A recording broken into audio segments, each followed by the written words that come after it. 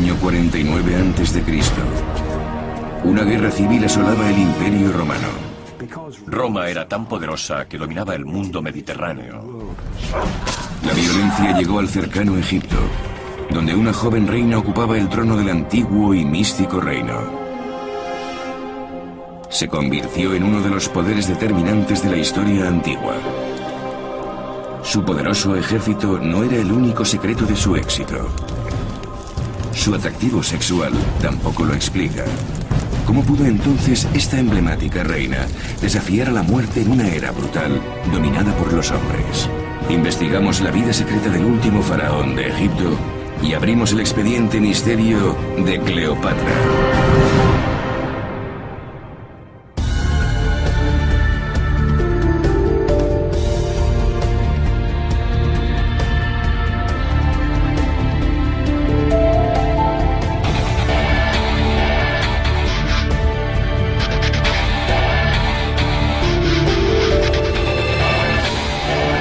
Expediente misterio, Cleopatra. Durante 2000 años, la leyenda de la reina Cleopatra ha inspirado incontables pinturas, representaciones y películas. Pero ahora, los eruditos están buscando a la verdadera reina y estudiando cómo consiguió cautivar primero a Julio César y luego a Marco Antonio, dos de los líderes más influyentes de Roma.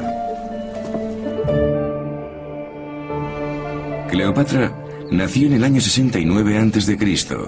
y era la hija mayor de un faraón perteneciente a una larga línea sucesoria. Hubo otras 6 reinas llamadas Cleopatra antes de ella, de la dinastía de los Ptolomeos, que tomó el nombre de su fundador, Ptolomeo I. El escritor Meitrau ha estudiado ese periodo. Ptolomeo era griego y se instaló en Egipto después de la muerte de Alejandro. Alejandro Magno era el general macedonio que conquistó Egipto en el año 332 a.C. Cuando murió, uno de sus mejores generales, Ptolomeo, asumió el gobierno del país. Y entonces empezó la dinastía ptolemaica, que duró 300 años. Cuando Cleopatra tenía 18 años, murió su padre. Subió al trono y se convirtió en la reina Cleopatra VII, gobernando junto a su hermano Ptolomeo XIII, de 10 años de edad. El matrimonio entre hermanos era habitual. El doctor Christopher Snyder ha estudiado las dinastías del antiguo Egipto y de Roma. Cleopatra era la consorte de su hermano Ptolomeo, siguiendo la tradición, una costumbre egipcia para mantener la sangre divina dentro de la familia real. La doctora Debbie Chalice explica la precariedad de la vida de la realeza ptolemaica. Los Ptolomeos tuvieron luchas internas durante los últimos 50 años de la dinastía, sin hablar de tiempos anteriores. En la corte había riesgo constante de traición y asesinato. El padre de Cleopatra fue uno de los pocos gobernantes que no fue asesinado, pero la joven reina se enfrentaría a un peligro inminente externo. De uno de los superpoderes más expansionistas de la historia, cuyos territorios iban desde el mar Mediterráneo al mar del Norte, Roma. Hace 2000 años dominaban los países mediterráneos y por supuesto los romanos, que eran increíblemente tenaces, agresivos y aventureros, llevaron su civilización hacia Occidente y Oriente, todo lo que les fue posible, lo que incluía a Egipto. En la época en que Cleopatra ascendió al trono, el imperio se extendía desde el Atlántico Norte al Mediterráneo Oriental, y el centro era Roma. En esta gran ciudad imparte historia la profesora Valerie Higgins. Había una franja que no era suya. No habían conquistado totalmente Egipto, habían ocupado algunos de los territorios aledaños, pero no habían entrado en Egipto. Pero progresivamente el país entró en la esfera de influencia romana. Roma controlaba la economía egipcia. Los predecesores de Cleopatra habían pedido a los romanos grandes sumas de dinero para sofocar sus luchas internas.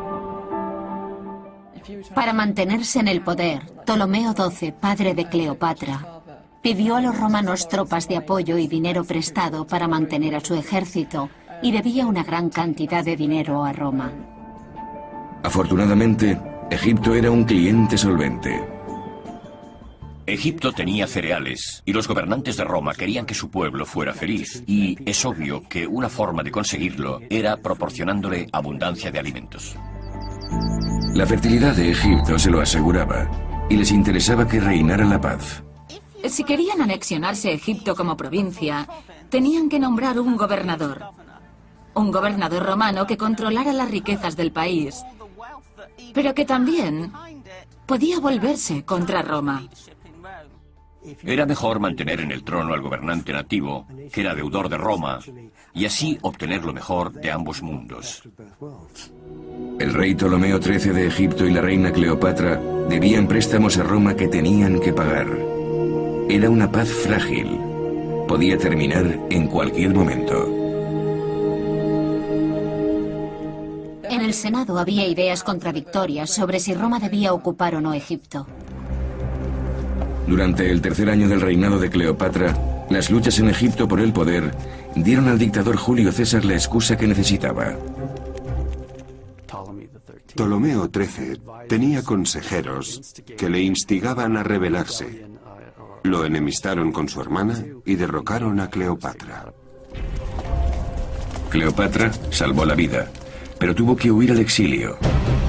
César condujo sus tropas a Egipto con el pretexto de mediar entre la reina y su hermano. La única esperanza para la reina depuesta era convencer a César para que se pusiera de su lado.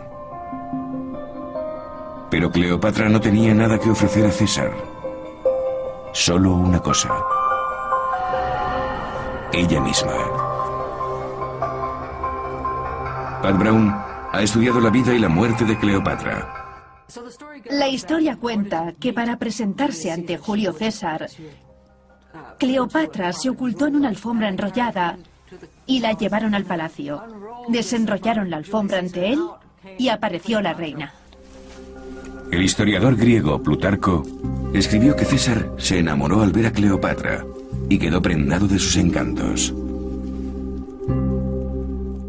Julio César se instaló en Alejandría y se vio envuelto en una guerra civil entre Cleopatra y su hermano.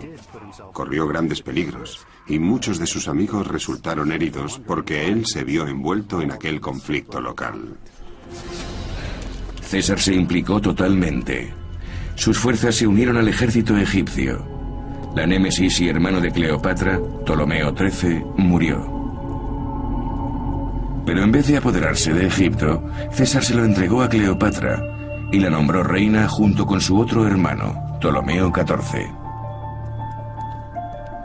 Cleopatra volvió a su país y recuperó el trono. Los historiadores no saben cómo consiguió encantar a toda una nación y a un poderoso dictador.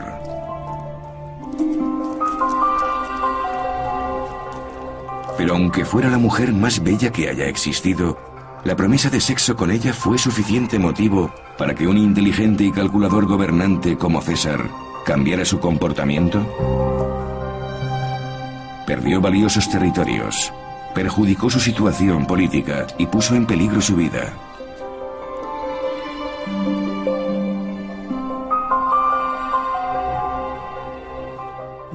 Es fascinante y muy difícil de explicar. No se podía deber solo a una cara bonita. Tuvo que ser algo más que atractivo físico. Los entendidos se están centrando más allá de su apariencia física e investigan otros atractivos de Cleopatra. Creo que una de las cosas que se han olvidado es el intelecto de Cleopatra.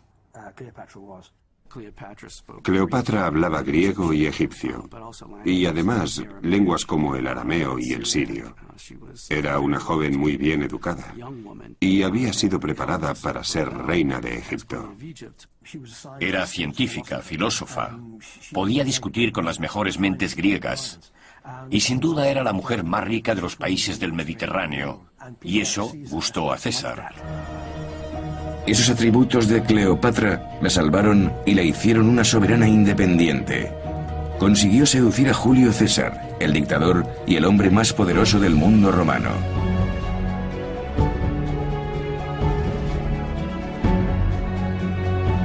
Pero el éxito conseguido terminaría con la caída de César. La República Romana era totalmente contraria a la monarquía y sospechaban que César pretendía gobernar como rey. Los romanos decidieron que debían derrocar al tirano. Y el 15 de marzo del año 44 a.C., César fue asesinado.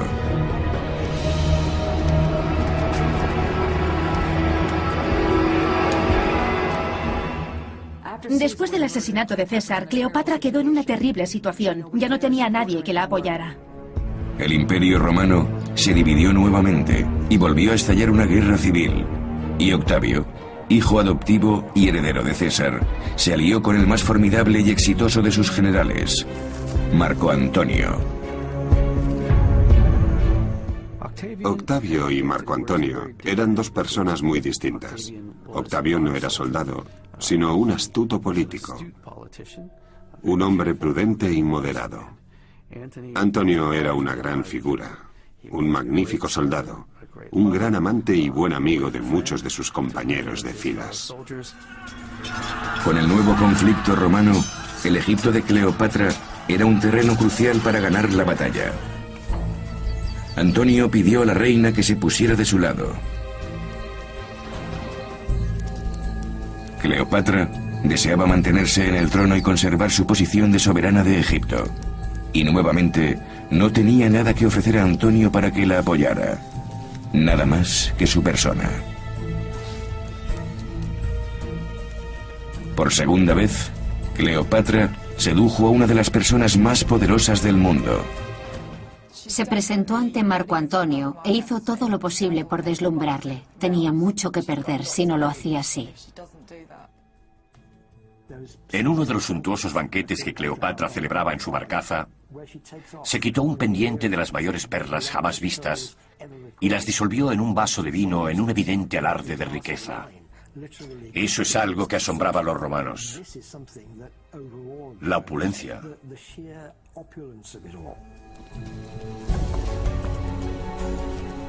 Cleopatra añadió extravagancia, excesos y grandes banquetes a su lista de tentaciones para atraer a Marco Antonio. La exposición de riqueza y abundancia de alimentos es impresionante y afecta profundamente dependiendo de la cultura o el contexto histórico. En la Universidad de Nueva York, la doctora Lucy Brown ha escaneado los cerebros de sujetos que reciben estímulos positivos sexuales, económicos y gastronómicos. Veremos los cambios que se produzcan en la actividad de las distintas áreas del cerebro y comprobaremos los diferentes sistemas cerebrales que están implicados. Sí, está bien, perfecto. Magnífico. Los resultados obtenidos por la doctora Brown muestran que la reacción del cerebro ante los estímulos sexuales es similar a los que producen la perspectiva de conseguir alimentos y dinero. Estos alicientes producen unos profundos efectos neurológicos que van más allá de la cultura y el tiempo, y debían funcionar de la misma forma hace 2000 años. Lo que hizo Cleopatra fue mantener activo el sistema de recompensas, proporcionando todo ese maravilloso contexto a César y a Marco Antonio. La técnica de Cleopatra era mantenerlos en una situación de continuo placer. Todo estaba cuidadosamente planeado. Utilizaba su dinero y su sensualidad. Todo estaba pensado. Los vestidos y el perfume que usaba, todo muy bien calculado. Los historiadores han identificado un aspecto extraño en la forma en que Cleopatra sedujo a César y Marco Antonio, que tal vez sea la clave de su leyenda de mujer cautivadora y mágica.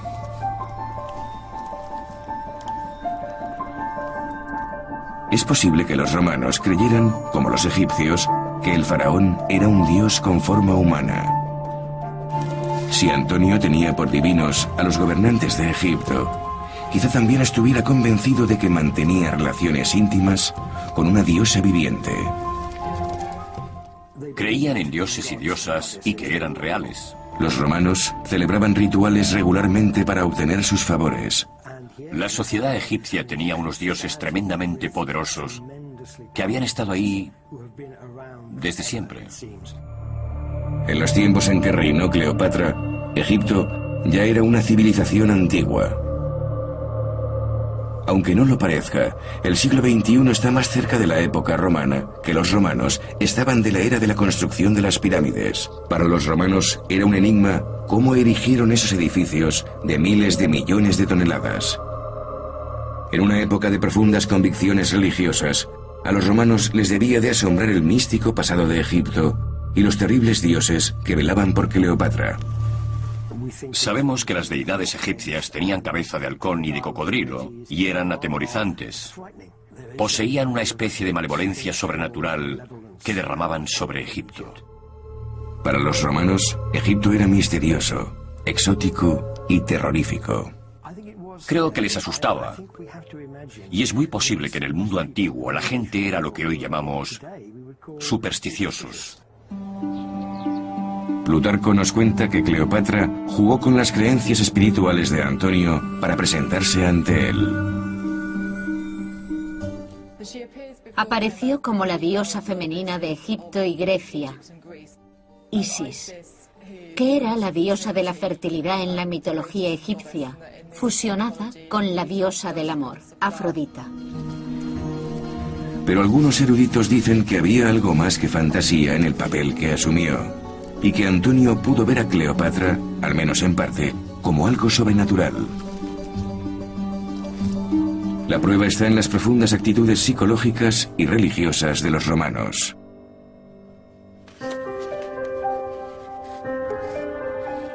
El estudio de la obra de Horacio, el gran poeta romano, que vivió en la misma época y relató los eventos sucedidos, nos da una idea de cómo pensaban los romanos hace 2000 años.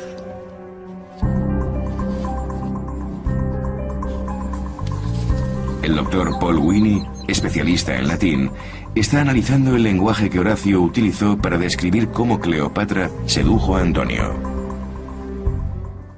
Horacio escribía con un estilo muy sofisticado, y no hay una sola palabra en sus poesías que no analizara con toda atención y cuidado. Ha estudiado varias de esas palabras escogidas en la descripción que Horacio hizo de Cleopatra. Nos la describe en el centro del poema como fatale monstrum, pero traducir eso es difícil, ya que por separado ambas palabras tienen connotaciones religiosas. Fatale significa funesto, letal y también fatídico. Monstrum es algo admirable y distinto, y al mismo tiempo, un monstruo es algo que se sale de lo ordinario. Horacio describe a Cleopatra como un monstrum, de donde deriva la moderna palabra monstruo, que significa que la consideraban fuera de lo común, exótica y extraña. A nosotros nos resulta difícil pensar que Marco Antonio creyera que estaba acostándose con una persona divina, porque ahora razonamos de otra forma. Nuestro moderno y cínico mundo es muy dado a pensar que las personas de la talla de César y Marco Antonio estarían por encima de eso, que eran duros, cínicos, muy inteligentes y no se doblegarían fácilmente ante esas cosas. No creo que eso sea cierto. No sabemos cómo era el mundo antiguo. Supongo que no conocían nada más. Las investigaciones indican que posiblemente César y Antonio creían que Cleopatra era realmente una diosa, y eso la hacía irresistible y respaldaba su plan maestro. Era una combinación de factores. Su presencia física, su belleza, que pudo ser acentuada por el maquillaje, los vestidos y el peinado. Se trataba de una mujer que hablaba varias lenguas. Era una persona amena. Y todo ello acentuaba su sensualidad, su poder. Era faraona del Alto y Bajo Egipto. Y todo eso añadido a su encanto podía hacerla parecer como una mujer diosa. Creo que a personas como César y Marco Antonio pudo parecerles enormemente poderosa. Cuando hubo seducido totalmente a Antonio, la pareja formó una asociación. Antonio obtuvo la riqueza de Egipto y Cleopatra conservó la vida, el trono, y Egipto siguió siendo una nación independiente. Los ejércitos de Antonio y Cleopatra, pagados y bien alimentados con el dinero y la abundancia de Egipto, contuvieron a su enemigo, Octavio. ¿Pero a qué precio? El conservador Octavio utilizó la ostentosa y tentadora vida de Cleopatra contra Marco Antonio. Lo desprestigió ante el pueblo romano, diciendo que el firme soldado había sido seducido por las malas artes de la cautivadora del Este. Finalmente, sus hombres se volvieron contra él, y ni siquiera con la abundancia de Egipto pudo Antonio mantener su poder militar en Roma.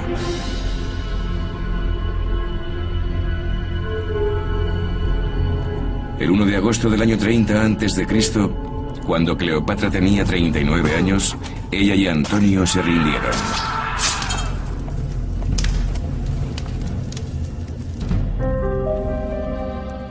Antes de que Octavio los capturara y los llevara a Roma encadenados, Antonio y Cleopatra se suicidaron.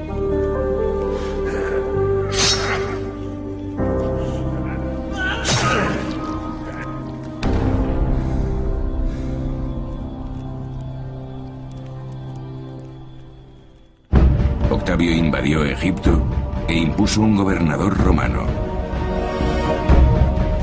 El país se convirtió en otra provincia de Roma.